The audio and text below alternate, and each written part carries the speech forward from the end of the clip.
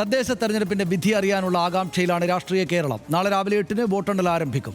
മിനിറ്റുകൾക്കകം ആദ്യ ഫലസൂചന ഉണ്ടാകും. വോട്ട് കണക്കിന്റെ കൂട്ടിക്കിഴിക്കലിലാണ് ഇപ്പോഴും മുന്നണികളും സ്ഥാനാർത്ഥികളും.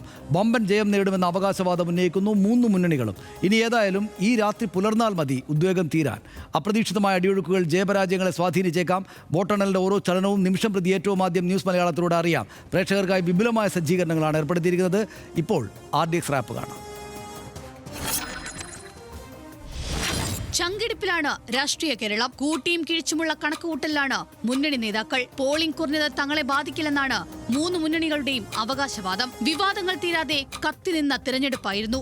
UDF-ന് രാഹുൽ മാങ്കൂട്ടത്തിൽ വമ്പൻ പൊല്ലാപ്പുണ്ടാക്കിയപ്പോൾ LDF-നെ വലച്ചത് ശബരിമല സ്വർണ്ണക്കവർച്ചയും തുടർ വിവാദങ്ങളും. നിയമസഭാ തെരഞ്ഞെടുപ്പിന് മെച്ചപ്പെട്ട നിലമൊരുക്കാൻ പെടാപ്പാടുപെടുന്ന BJP-ക്ക് തിരുമല അനിൽ, ആനന്ദ് കെ തമ്പി എന്നിവരുടെ ആത്മഹത്യകളും സഹകരണ സംഘങ്ങളിലെ അഴിമതിയും തീരാ തലവേദനയായി. കണ്ണൂർ ഒഴികെയുള്ള മുഴുവൻ കോർപ്പറേഷനുകളും കിട്ടുമെന്നാണ് LDF പ്രതീക്ഷ. ഒപ്പം കഴിഞ്ഞ തവണത്തെ പോലെ ഭൂരിപക്ഷം ത്രിതല പഞ്ചായത്തുകളിലും മുനിസിപ്പാലിറ്റികളിലും ജയിച്ചു കയറാമെന്നും ഇടതിന് ആത്മവിശ്വാസം. കണ്ണൂർ നിലനിർത്തും. കൊച്ചി കോർപ്പറേഷൻ തിരിച്ചുപിടിക്കുകയും ചെയ്യുമെന്ന് UDF കരുതുന്നു. BJP സ്വപ്നം ഇങ്ങനെ: തിരുവനന്തപുരം കോർപ്പറേഷൻ പിടിക്കുക, തൃശൂർ, കോഴിക്കോട് കോർപ്പറേഷനുകളിൽ സീറ്റെണ്ണം കൂട്ടുക, പാലക്കാടിനും പന്തളത്തിനുമൊപ്പം തൃപ്പൂണിത്തുറയിലും ഷൊർണൂരുമടക്കം നിർണായക ശക്തിയാവുക. ഏതായാലും യഥാർത്ഥ ഫലം എന്താകുമെന്ന് നാളെ രാവിലെ 8 മുതൽ അറിയാം. RDX rap news Malayalam.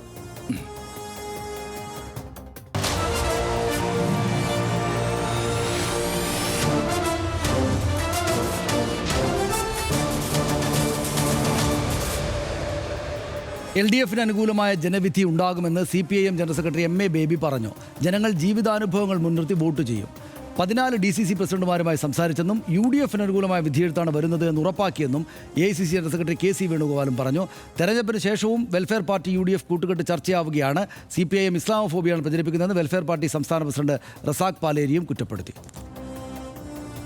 ഇടതുപക്ഷ ജനാധിപത്യ മുന്നണി പ്രസ്ഥാനം ഭരണത്തുടർച്ച നൽകിയ ഒരു കാലഘട്ടത്തിൽ നടക്കുന്നത് ചരിത്രത്തിൽ ആദ്യമായിട്ടാണ്, ഇപ്പോഴാണ്.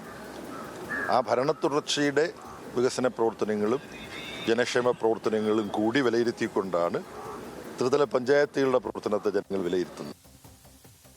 തിരുവനന്തപുരം കോർപ്പറേഷനിലും തിരുവനന്തപുരം ജില്ലാ പഞ്ചായത്തിലും അതുപോലെ കേരളത്തിലുടനീളവും LDF-ന് വളരെ മികച്ച വിജയമുണ്ടാവും എന്ന ശുഭപ്രതീക്ഷയാണ് ഉള്ളത്.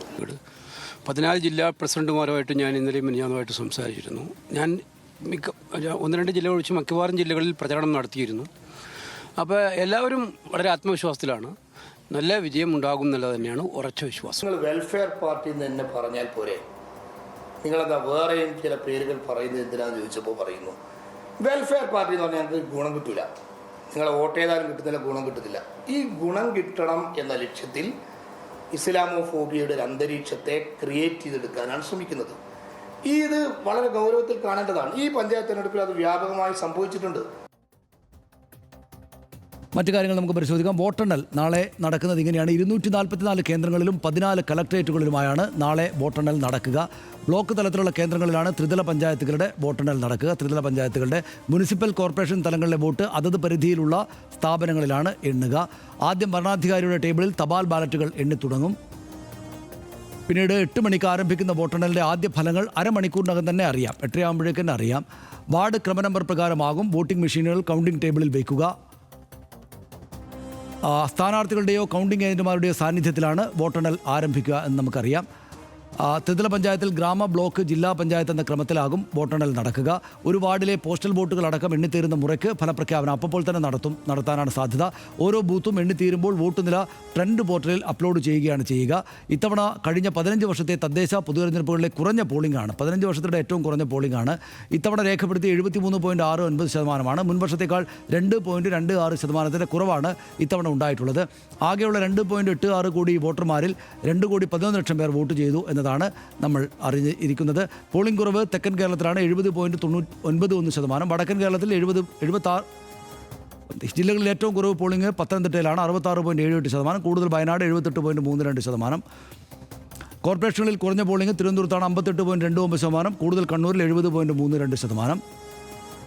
വോട്ടർ പട്ടിക ശുദ്ധീകരിക്കാത്തതാണ് പോളിംഗ് കുറയാൻ കാരണമെന്ന വിലയിരുത്തൽ ഒരു ഭാഗത്ത് ഉണ്ട്.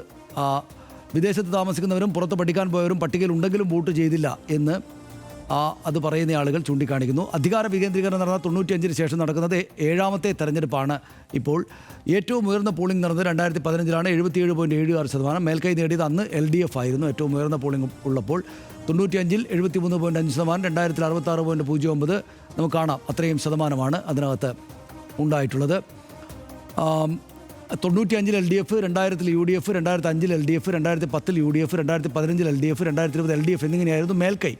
എല്ലായിടത്തുമായിട്ട് മേൽക്കൈ. അത് 95-ന് ശേഷമുള്ള 6 തദ്ദേശ തെരഞ്ഞെടുപ്പുകളിൽ LDF 4, UDF 2 എന്ന നിലയിൽ മേൽക്കൈ ഉണ്ടായിട്ടുണ്ട്. LDF-നാണ് അവിടെയും മുന്നേറ്റം. പോളിംഗ് കുറഞ്ഞാലോ കൂടിയാലോ ഏതെങ്കിലും മുന്നണിക്ക് ഗുണം എന്നൊരു പാറ്റേൺ ഇതുമായി ബന്ധപ്പെട്ട് ഇല്ല എന്നാണ് നമ്മൾ അറിയേണ്ടത്. മില്ലിപ്പോൾ 1 മണിക്കൂർ ഇലക്ഷൻ ഹെറാൾഡ് അവതരിപ്പിക്കുകയും കൂടെ ചെയ്യട്ടെ ഇങ്ങോട്ട് വന്ന്. എന്താ തോന്നുന്നത് നാളത്തെ കാര്യത്തിൽ? നാളത്തെ കാര്യം നന്നായിട്ട് മുറുകും എന്നുള്ളതാണ് നമുക്ക് തോന്നുന്നത്. അത് നമ്മുടെ കാര്യം പറയണോ അതോ പൊതുകാര്യം പറയണോ? പൊതുകാര്യം പറയുന്നത്. പൊതുകാര്യം പറയാം. അതെ, പൊതുകാര്യം നമുക്ക് തിരുവനന്തപുരം ഏറ്റവും ടൈറ്റാവും എന്നാണ് എനിക്ക് തോന്നുന്നത്. കാരണം ടൈറ്റാവും എന്ന് ഞാൻ പറയാൻ കാരണം ഈ മത്സരത്തെ ഏതെങ്കിലും ടൈറ്റാക്കും എന്നല്ല കേട്ടോ ഞാൻ ഉദ്ദേശിക്കുന്നത്.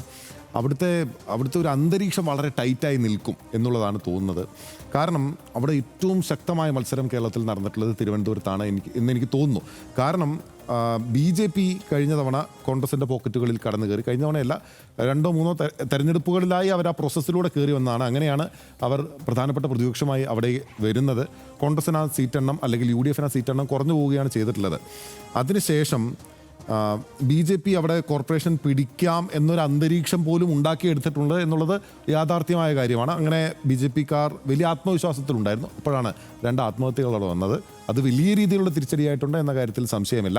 അപ്പോൾ അതിൽ നിന്ന് എന്തെങ്കിലും ഗെയിൻ കോൺഗ്രസിന് ഉണ്ടാക്കാൻ സാധിക്കുമോ? ഒപ്പം തന്നെ ഈ ശബരിനാഥൻ ഉൾപ്പെടെയുള്ള ആളുകളെ ഇറക്കിയുള്ള പ്രചാരണം അവർക്ക് ഏതെങ്കിലും തരത്തിലുള്ള ഒരു മുന്നേറ്റം ഉണ്ടാകാൻ സാധിക്കുമോ, അല്ലെങ്കിൽ BJP-യുടെ പൊസിഷനിലേക്കെങ്കിലും എത്താൻ സാധിക്കുമോ എന്നുള്ളതാണ് ഞാൻ ആകാംക്ഷയോടെ നോക്കിക്കാണുന്നത്. അങ്ങനെ എത്താൻ സാധിക്കുമെന്ന് അതിലൊരു ആകാംക്ഷ നിൽക്കാനുള്ള കാരണം അത് നിയമസഭാ തെരഞ്ഞെടുപ്പിൽ ഉൾപ്പെടെ തിരുവനന്തപുരത്തെ പ്രധാനപ്പെട്ട പ്ലേയിങ്ങിൽ ആ ഇക്വേഷൻസിൽ ഒരു നിർണായകമാകും എന്ന് ഞാൻ കരുതുന്നു. മാത്രമല്ല, ഇനിയിപ്പോൾ ശബരിനാഥൻ ഇനിയിപ്പോൾ ജയിച്ച് വന്നു കഴിഞ്ഞാലും, കവടിയാറിൽ ജയിച്ച് വന്നു കഴിഞ്ഞാലും അടുത്ത നിയമസഭാ തെരഞ്ഞെടുപ്പിൽ ഒരുപക്ഷെ ആ അരുവിക്കരയ്ക്ക് മടങ്ങിപ്പോകാനുള്ള സാധ്യത നിലനിൽക്കുന്നില്ല. അദ്ദേഹം തിരുവനന്തപുരത്ത് തന്നെ കേന്ദ്രീകരിക്കാനുള്ള സാധ്യത വളരെ ശക്തമാണെന്നാണ് കോൺഗ്രസ്സുകാർ തന്നെ പൊതുവിൽ അടക്കം പറയുന്നത്. ശബരിൻ്റെ ഒരു മൂവ്മെൻറ്റും അങ്ങനെ തന്നെയാണെന്നാണ് എനിക്ക് അവിടെ പോയപ്പോഴും മനസ്സിലായിട്ടുള്ളത്. രണ്ടാമത്തത്, തിരുവനന്തപുരം കോർപ്പറേഷൻ CPIM തന്നെ നിലനിർത്തും എന്ന കാര്യത്തിൽ എൻ്റെ ഒരു ഗസ് അനുസരിച്ച് അതിലൊരു സംശയം നിലനിൽക്കുന്നില്ല. പക്ഷേ എത്രത്തോളം സീറ്റുകൾ നഷ്ടപ്പെടും എന്നുള്ളതാണ് പ്രധാനപ്പെട്ട ചോദ്യങ്ങളിലൊന്ന്. ഇതിലിപ്പോൾ ഞാൻ കാണുന്നത് ഈ തിരുവനന്തപുരം കോർപ്പറേഷൻ്റെ കാര്യം എടുത്തു പറയാൻ കാരണം CPIM-ൻ്റെ അഖിലേന്ത്യാ ജനറൽ സെക്രട്ടറി ഉൾപ്പെടെയുള്ള ആളുകൾ, അല്ലെങ്കിൽ KC വേണുഗോപാൽ മറ്റൊരു ദേശീയ നേതാവ് കോൺഗ്രസിൻ്റെ, ഈ 2 പേരും പറയുന്ന ബൈറ്റിൽ സ്പെസിഫിക്കായി എടുത്ത് പറയുന്ന സ്ഥലം, നമ്മുടെ ബൈറ്റിൽ സ്പെസിഫിക്കായി എടുത്ത് പറയുന്നത് തിരുവനന്തപുരം കോർപ്പറേഷനാണ് എന്നുള്ളത് കൊണ്ട് തന്നെ അതിൻ്റെ രാഷ്ട്രീയ പ്രാധാന്യം നമ്മൾ പറയേണ്ടതില്ലല്ലോ. ഏറ്റവും കളർഫുൾ ആയിട്ടുള്ള കോർപ്പറേഷൻ ആണല്ലോ. ഇപ്പോൾ ന്യൂഡൽഹി കോർപ്പറേഷൻ അല്ലെങ്കിൽ മുംബൈ മുനിസിപ്പൽ കോർപ്പറേഷൻ എന്ന് പറയുന്ന പോലെ കേരളത്തിലെ ഏറ്റവും പ്രധാനപ്പെട്ട കോർപ്പറേഷനാണ്. മറ്റുള്ളത് കുറവെന്നല്ല. UDF-നെ സംബന്ധിച്ച് കണ്ണൂരിൽ അവർ വലുതായി പ്രതീക്ഷ വെക്കുന്നുണ്ട്. കണ്ണൂർ നിലനിർത്താനാകുമെന്ന് അവർ പ്രതീക്ഷിക്കുന്നുണ്ട്. തൃശ്ശൂർ കൂടി പിടിച്ചെടുക്കാൻ സാധിക്കുമോ? കഴിഞ്ഞ തവണ 24 ആയിരുന്നു. MK വർഗീസിൻ്റെ ഒന്നും കൂടി ചേർത്തിട്ടാണ് അങ്ങോട്ടേക്ക് പോയത്. BJP-ക്ക് ഒന്നും മാത്രമേ അവിടെ സാധിച്ചിട്ടുള്ളൂ.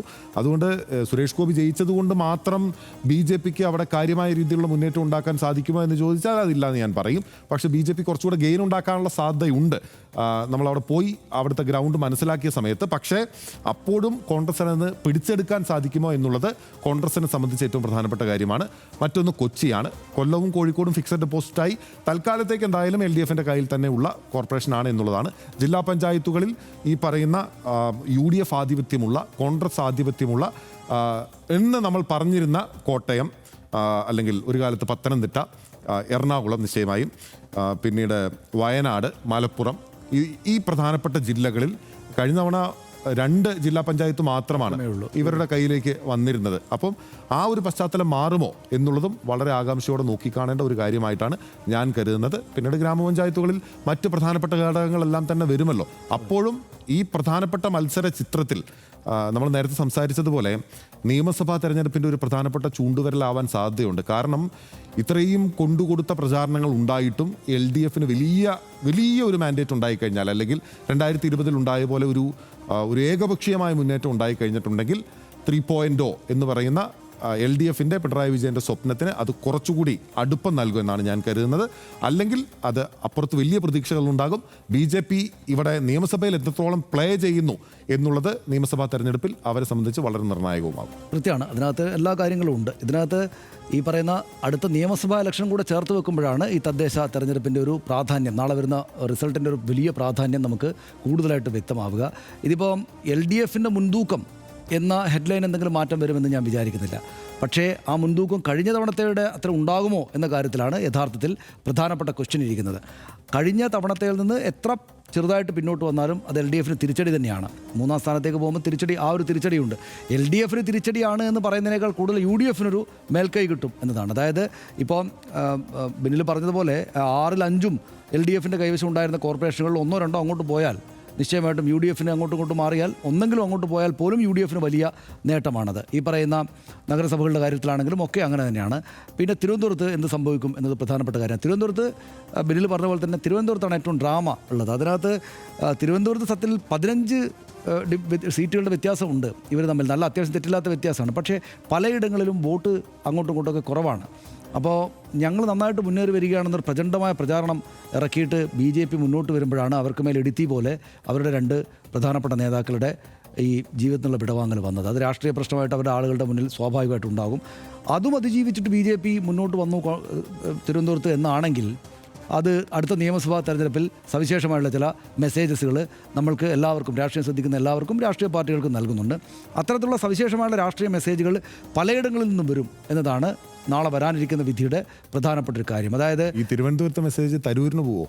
പോകേണ്ടി വരും, എല്ലാവർക്കും പോകേണ്ടി വരും. അത് തരൂരെടുക്കുന്ന രാഷ്ട്രീയ നിലപാടിനെ പോലും സ്വാധീനിക്കുന്ന ഒന്നായിട്ട് സ്വാഭാവികമായിട്ടും മാറുമല്ലോ. നിശ്ചയമായിട്ട് അപ്പോൾ പലതരത്തിൽ, പല ലെയറിൽ, പല വ്യക്തികളെയും പല രാഷ്ട്രീയ പാർട്ടികളെയും പല ലെയറിൽ സ്വാധീനിക്കുന്ന ഒന്നായിട്ട് മാറും. അപ്പോൾ ഇങ്ങനെ രാഷ്ട്രീയ മെസ്സേജുകൾ എവിടെ നിന്നൊക്കെയാണ് വരിക എന്നതാണ് നമ്മൾ നാളെ സാഗൂതം കാണേണ്ടതായിട്ട് വരിക. ആത്യന്തികമായിട്ട് എല്ലാ തദ്ദേശ തെരഞ്ഞെടുപ്പുകളിലും അവസാനം നിയമസഭാ തെരഞ്ഞെടുപ്പിലെയോ അല്ലെങ്കിൽ ലോക്സഭാ തെരഞ്ഞെടുപ്പിലെയോ പോലെ അല്ലല്ലോ ഉണ്ടാകാറ്. എല്ലാവർക്കും അവകാശപ്പെടാൻ എന്തെങ്കിലുമൊക്കെ ഉണ്ടാകും, എവിടെന്നെങ്കിലുമൊക്കെ ആയിട്ടുണ്ടാകും. BJP ഈ 2 നഗരസഭകൾ നിലനിർത്തുക എന്ന കാര്യത്തോടാണ്. പാലക്കാടാണെങ്കിൽ അവരുടെ ഉള്ളിലുള്ള ഫൈറ്റ് വളരെ വലുതാണ്. ഇപ്പോൾ അവരുടെ ചെയർപേഴ്സൺ രാഹുൽ മാങ്കൂട്ടത്തിനൊപ്പം പോയി വേദി പങ്കിട്ടത്, അവർ മത്സരത്തിൽ ഉണ്ടാവില്ല എന്ന് പറയുന്നത് അവർക്കിടയിൽ പ്രശ്നങ്ങളുണ്ട്. പക്ഷേ അത് അവരുടെ വിജയസാധ്യത അപ്പാടെ കുലുക്കുന്ന വിധത്തിലേക്കാകുമോ എന്നൊന്നും ഇപ്പോൾ അവർ വിചാരിക്കത്തില്ല. അങ്ങനെ പലയിടങ്ങളിലും പല പല കാര്യങ്ങളുണ്ട്. നമ്പർ മുഴുവനായിട്ട് തെളിഞ്ഞ് നാളെ വൈകുന്നേരം വരുമ്പോഴേക്ക് പൂർണ്ണമായിട്ട്, പക്ഷേ ഒരു ഉച്ചയാകുമ്പോഴേക്ക് തന്നെ ഞങ്ങൾക്ക് നല്ല നേട്ടം ഉണ്ടായിരിക്കുന്നു എന്ന് 3 മുന്നണികൾക്കും വന്ന് പറയാവുന്ന, 3 പ്രധാനപ്പെട്ട നേതാക്കൾക്ക് വന്ന് ബൈറ്റ് തരാവുന്ന ഒരു സാഹചര്യം തന്നെയായിരിക്കും നാളെ ഉണ്ടാവുക. പ്രധാനപ്പെട്ട കാര്യം സ്വർണ്ണക്കൊള്ള എങ്ങനെ അത് താഴെ പ്രതിഫലിച്ചു CPM-നെതിരായിട്ടുള്ളത്. രാഹുൽ മാങ്കൂട്ടത്തിൽ ഒരു രാഷ്ട്രീയ പ്രശ്നമായിട്ട് വളർന്നെങ്കിൽ എത്രത്തോളമായിട്ടുണ്ട്, അതെങ്ങനെയാണ് UDFിനെ സ്വാധീനിച്ചത്? ഈ പറയുന്ന പ്രചണ്ഡമായിട്ട് പ്രചാരണം നടത്തിയിട്ടുള്ള, അതിൽ ആ പ്രചാരണം മാത്രമല്ല, അതിൽ ഒരുപാട് വസ്തുതയുമുണ്ട്.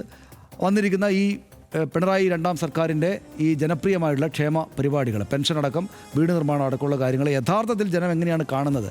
അതൊരു തെരഞ്ഞെടുപ്പ് പ്രചാരണ വിഷയമായിട്ട് വരുമ്പോൾ അതെങ്ങനെയാണ് ആളുകളുടെ ഉള്ളിലേക്ക് ചെന്ന് പതിക്കുന്നത്?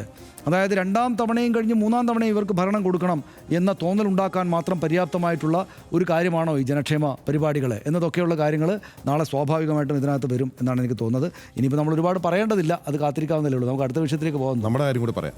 നമ്മുടെ കാര്യം പിന്നെ പ്രത്യേകം പറയേണ്ടതല്ലോ. നാളെ രാവിലെ വന്ന് TV-ക്ക് മുന്നിലിരുന്നാൽ ഏറ്റവും സൂക്ഷ്മമായിട്ടുള്ള വിവരങ്ങളാണ് അതാത് സമയത്ത് വന്നുകൊണ്ടേയിരിക്കുക.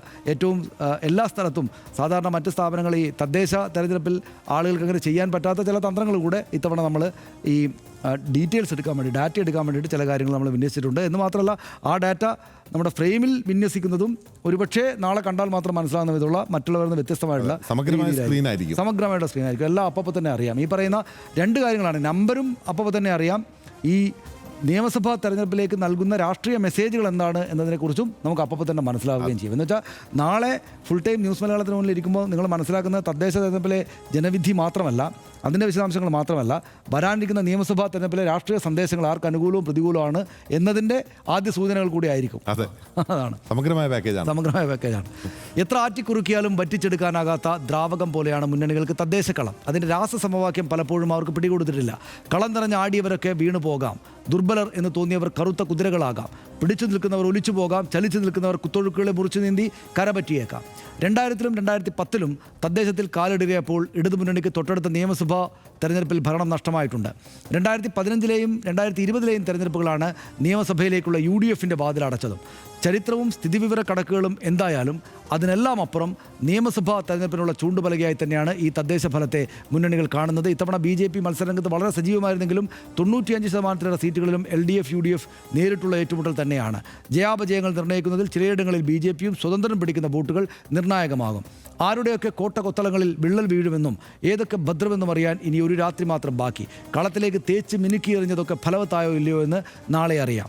നാളെ നേട്ടമുണ്ടാക്കുന്നവർക്ക് കൂടുതൽ ആത്മവിശ്വാസത്തോടെ നിയമസഭാ തെരഞ്ഞെടുപ്പിന് ഒരുങ്ങി തുടങ്ങാം. രാവിലെ 5 മണി തന്നെ ന്യൂസ് മലയാളത്തിൽ എല്ലാ വോട്ടെണ്ണൽ കേന്ദ്രങ്ങളിൽ നിന്നുള്ള തത്സമയ സംപ്രേഷണം തുടങ്ങും.